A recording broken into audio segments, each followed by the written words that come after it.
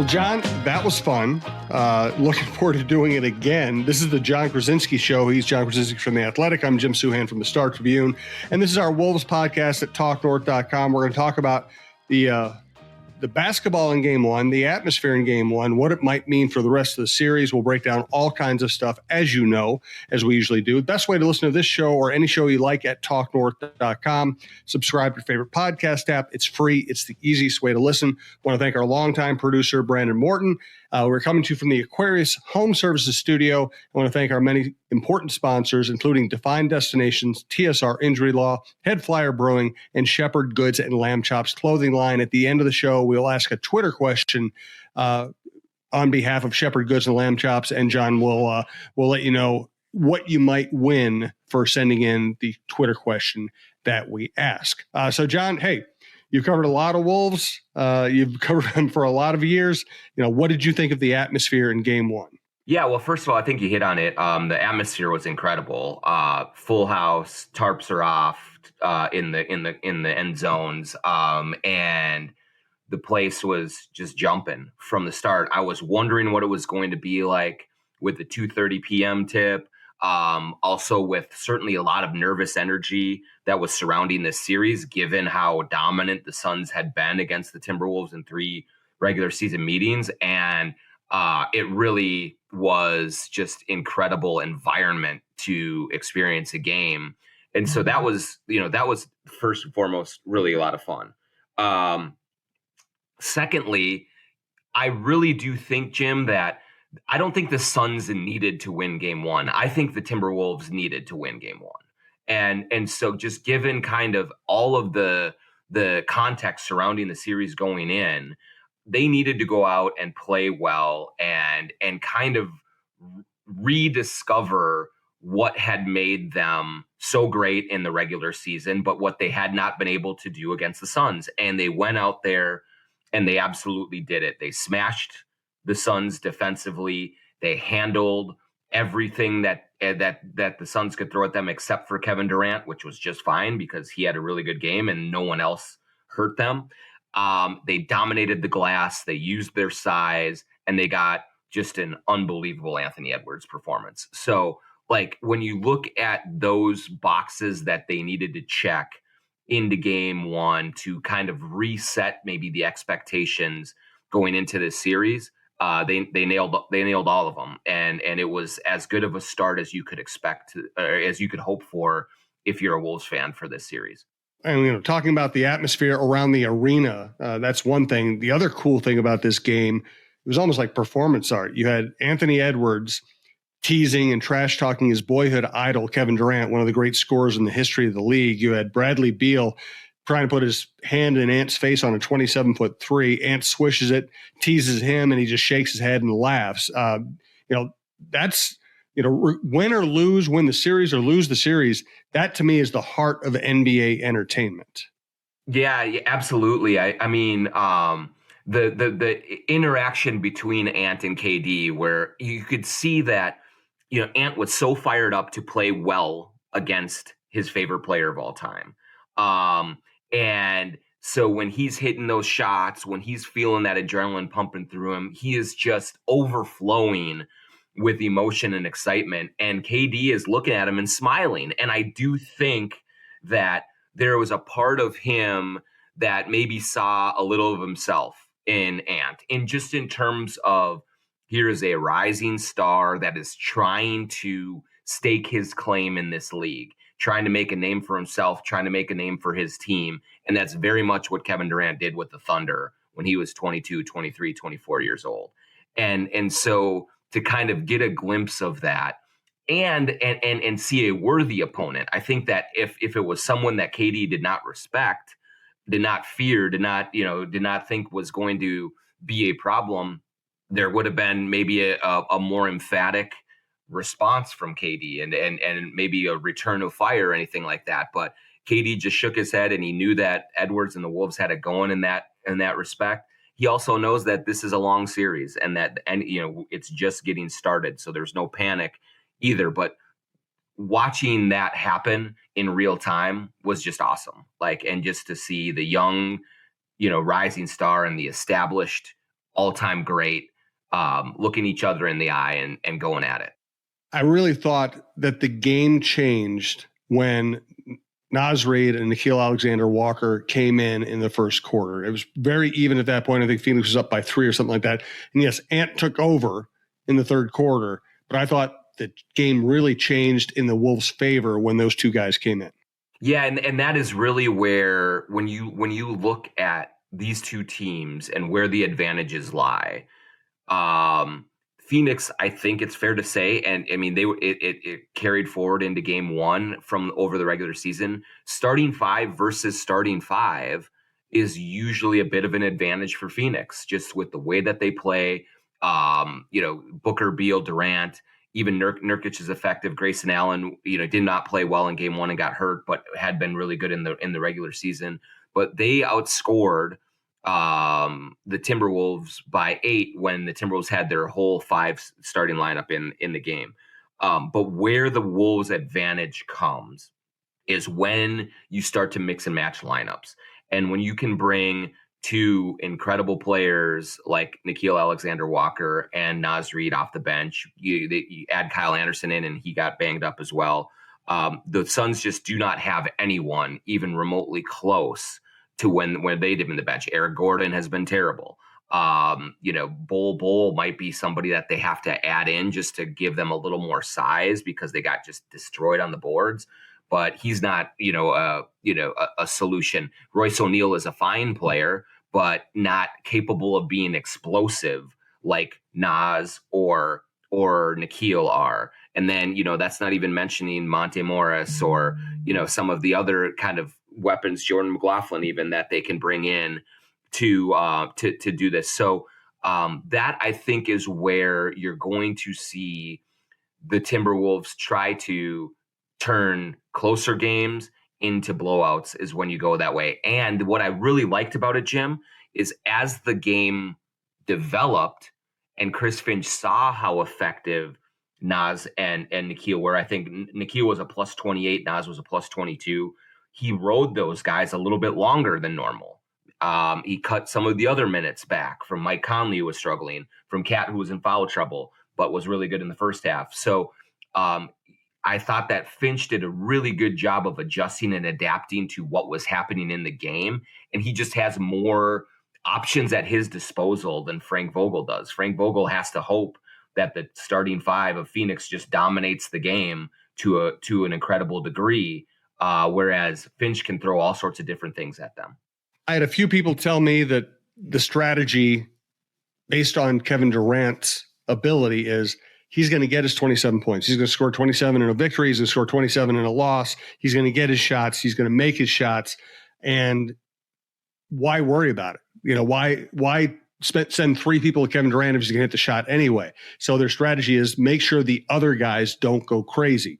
And they did a great job on Booker. They did a great job on Grayson Allen. They limited Beal, and that was enough to win the game.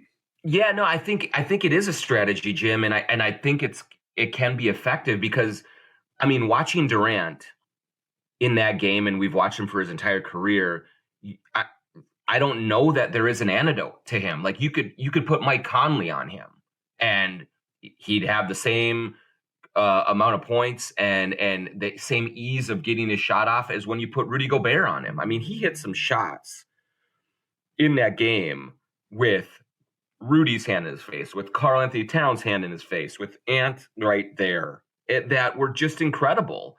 And so I think that it is very logical to look at this situation and say, you know what? There's only so much you can do with Kevin Durant. And why sort of devote all of your energy to a fruitless errand when actually, if you are going to kind of go with the approach of, we're going to let Durant punch and punch and punch and rope-a-dope him a little bit and score and score and score, as long as Devin Booker doesn't go off, as long as Bradley Beal doesn't go off. I mean, that was the big problem in the regular season, is Bradley Beal just torched them. And then Booker got going as well. And then there's too many options for the Suns. Grayson Allen as well. So watching the Wolves put Karl Anthony Towns on Durant and understand that they're probably going to give up a bunch of points there, but be okay with it, because then you can use McDaniels, Edwards, Nickeil Alexander-Walker, Rudy Gobert in different lineup constructions or different combinations on the supporting cast around Kevin Durant. And if you can keep Devin Booker to 5 for 16, if you can keep Bradley Beal to 15 points, there's no way that the Suns can score enough to win these games if that's the case. And so I love that strategy. I also think it is repeatable because the defensive players for the Wolves are good enough to make that happen on a regular basis. Is Booker going to go 5 for 16 every game? No, he's a terrific player. He will have games where he goes off, but they can't have situations where all three of those guys are in rhythm, knocking down shots, moving up and down the court, that ball swinging around. They have to really kind of make them work a lot harder for it. And they did a really good job of that in game one. So what everybody always talks about is the adjustments that get made in the middle of these long NBA playoff series. What do you think of Frank Vogel's ability to make those kinds of adjustments? Yeah, I mean, he's a good coach. He won a championship with the Lakers in the bubble. He's won a lot of games in the past. He's a really good coach for the Pacers. And so I think he's a good strategist. He's a good tactician. And when you are strategizing and coming up with game plans and you have Durant, Beal, Booker at your disposal, that's a formidable combination. And so I would expect that the Suns can make some adjustments.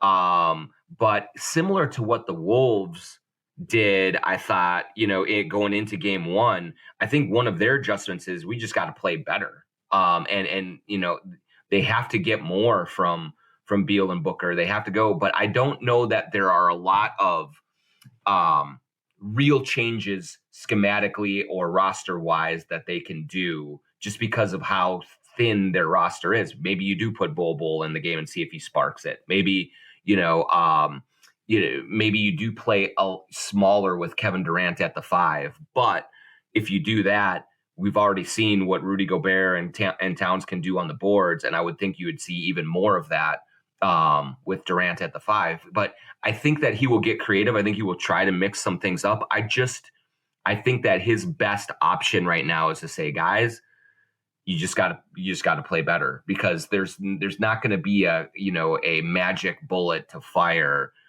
We didn't do this in game one schematically. If we do this in game 2, that's going to change the outcome of this series. Yes, we're coming to you from the Aquarius Home Services Studios. We want to thank our sponsors. Let's start with Defined Destinations. Yeah, looking to spice up your adventures? Well, you're in luck. Meet Defined Destinations, your local tour company based right here in Minneapolis-St. Paul area, with over 25 years of experience crafting unforgettable group tours. At Defined Destinations, they're all about making travel easy and oh so exciting. Their 2024 lineup is jam-packed with epic destinations and experiences that are hard to find on your own. From the sun-kissed shores of Croatia to the pasta paradise of Italy, they've got you covered.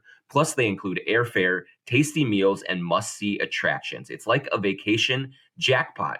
DefinedDestinations.com, where every journey is an adventure. That's DefinedDestinations.com, your ticket to an unforgettable experience. As you all know, we had Tim Connolly out at Head Flyer Brewing last week. It was great. We had Steve Terry from TSR Injury Law there. Steve does shorter ads for TSR than I do, because he always says, just remember 612 TSR time. And if you're injured, call that number. They'll take good care of you. They don't charge you unless they win your case, and they win so many cases they can hang out with Naz Reid. We also want to thank Head Flyer Brewing for putting on that great show with Tim Connolly last week. Yeah, so with the playoffs going on, Head Flyer is having watch parties for the Timberwolves every game. So you can go there. They have extra TVs that they're actually rolling into the tap room to make sure that everyone has a chance to get a good vantage point. They have a gigantic projector screen on one end of the tap room to see it. And they're going to have food trucks. They're going to have drink specials, beer specials while you're in there for Wolves games. Head Flyer Brewing in Northeast Minneapolis. A lot of you have been there for the show. It's a great place to watch a game. There's lots of seats.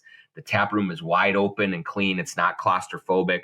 You can have a good time there. You can bring your dog, bring your family, hang out and watch some Wolves games. And also a reminder for the games coming up, games 3 and 4 in Phoenix. They're going to be West Coast games. They're going to be late starts. Head Flyer Brewing will be staying open late for those games, and so they're extending their hours. So Wolves fans go in. I think it's really become a very cool hangout for Wolves fans to go and watch games and hang out. There's plenty of parking right there. It's nice and easy and convenient. And plus, best of all, the beer is really, really good. As you guys all know, I love the Wicked Jump Shot. There's still some cans of Crunch Time at your local liquor stores, at your local Total Wines. So pick up some of that for the celebrations as well.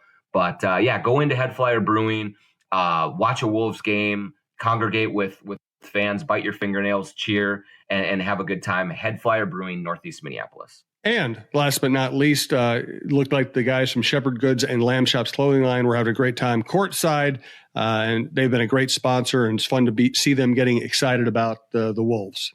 Yeah, Craig and Jordan were having a great time courtside at the game, as they always do, whipping the crowd into a frenzy, maybe talking a little smack with some of the Suns players. But sglambchops.com is the website.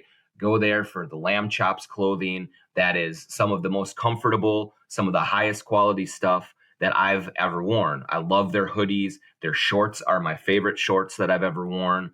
And they have great t-shirts, super stylish. They have collaborations with the Timberwolves. They bring up pop-up stores all over downtown Minneapolis for special events.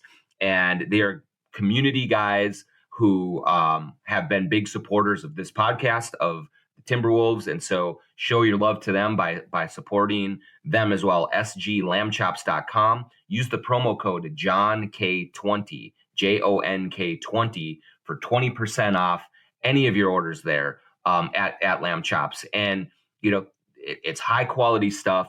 The prices are very reasonable, and it's going to last you a long time, and you're going to look really good wearing their stuff. And so highly recommend Lamb Chops Shepherd Goods clothing line, sglambchops.com. And at the end of this show, we will answer a Twitter question, and the winner will get a free pair of shorts from Lamb Chops. So stick around for that and see if your question was selected and if you're the lucky winner today. I really felt one of the keys of the game, we all went in saying, okay, this team ought to be a rested team, staying home, having a week to prepare for this game one. And yet what Anthony Edwards said after the game was, no, worked like crazy, got into the best shape he's been in, which is why he had his legs in the third and the fourth quarter. I thought in that way, Finch really pushed the right button with this team. Yeah, I think he did. And there's two people that pushed the right button, Jim. One was Chris Finch and one was Mike Conley. I reported it at The Athletic after the game on Saturday that on Tuesday of last week, before they had any practices, Chris Finch gathered the group for a kind of scene setting, tone setting meeting before the Wednesday, Thursday, and Friday practices. And Finch thought it was really important after 3 really decisive defeats to the Suns to sort of reorganize and refocus the guys, send a little bit of a message about what they needed to do in this week of practice to get ready to play a team that had frankly embarrassed them for the throughout the regular season. And so Finch gave his speech, kind of talked about the importance of sacrifice, of working hard, of being selfless. And right before everyone was going to get up to leave, he said, "Hold on, guys, one more thing to say." And Mike Conley got up and addressed the room. And Mike is a very quiet leader. He is not the vocal rah-rah type of a player. But in that moment, at 36 years old, knowing that this is maybe the best team that he's ever played for, the most talented at least, he told me, and he told people in the media, that he kind of recognized this as a moment where it was time for him to speak up and sort of rally the troops. And his basic message to the team was, look, I don't have a whole lot of time left in this league. Anthony Edwards, Jaden McDaniels, Naz Reid, Nickeil Alexander-Walker, you guys might have a lot of time left in this league. I don't. And so we cannot take anything for granted. He said that I went to the Western Conference Finals with Memphis Grizzlies when I was 24 years old, and I have not been back since. And that tells you sort of the fleeting nature of this league, of this game, and how even when you think you might have all the makings of a sustained run of excellence, things can get in the way. Injuries, trades, money, contracts, all of those things. And so the time is right now for this group to go forward and to give their best effort and their best shot. And, Mike said he looked at Kyle Anderson and Nickeil Alexander-Walker, and he said, hey, one of these two guys may end up starting for me at some point in the playoffs. And I don't care. I'm here to win. This is not about minutes. This is not about shots. This is not about role. This is about doing whatever is possible to help your team be prepared to win that game that night. And when it was all over, Nickeil Alexander-Walker said it was like a movie scene, like everyone was, whipped up and ready to go. And I do think that really did set a tone for those 3 days of practice. They went hard. They really paid attention to detail. They came up with a game plan that they were going to use, and they executed it very well in game one. And so I just think that everyone there recognized that they needed to really recenter themselves and really lock in. And they absolutely did that for game one. I did talk to someone who was very worried about this matchup, who went to the practices last week and felt much better after seeing the way the Wolves were preparing. Yeah, that's what you did hear that. And I'll be honest, Jim, like I wondered, like, okay, I've heard this before. Like, we've had a great week of practice. We've had, excellent. I've heard that before and had teams fall flat. But it's clear that with the way that they played, the intensity, really the ferocity, and the effectiveness of the game plan, that was true. Like, whoever you were talking to absolutely was telling the truth.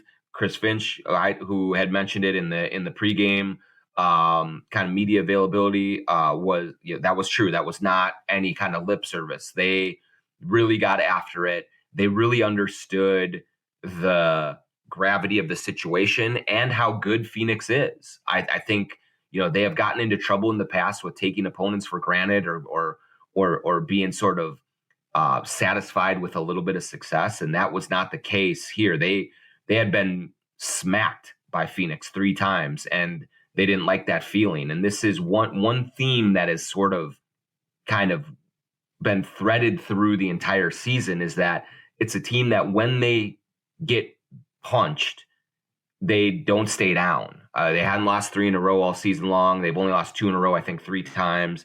So it's a team that figures things out quickly and bounces back. And so I think they were determined to kind of remind everyone that they're actually the better team, that they won 7 more games than Phoenix this season, that they deserve to be the favorites, not the underdogs. And the message was sent there in game one for sure. We're talking here on Monday morning. We haven't gotten an update. We haven't been to practice yet. But what do you think about Kyle Anderson's injury? Yeah, he has some sort of hip issue. I haven't heard any kind of clarity or anything on it. He was limping as he left the arena for game one. Now, the good thing about it is there's 2 games between game 1 and game 2. So he's had a little extra time to rest and rehab.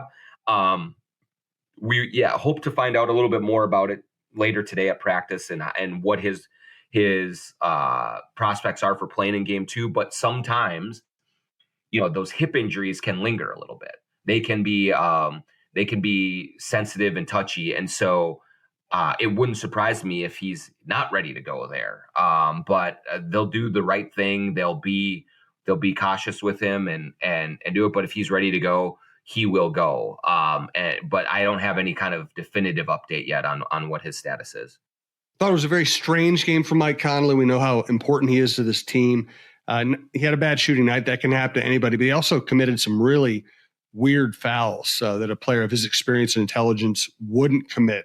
So, what do you think of Conley's situation at the moment? I think that there's a possibility that he looked at how those 3 games went, and given sort of the lack of maybe playoff resumes of some of the players on this team, that he maybe thought that, hey, I have to be more aggressive and I have to get the team going. And that's usually not the approach that he takes. And so maybe that got him a little bit out of whack, because he was 2 for 12.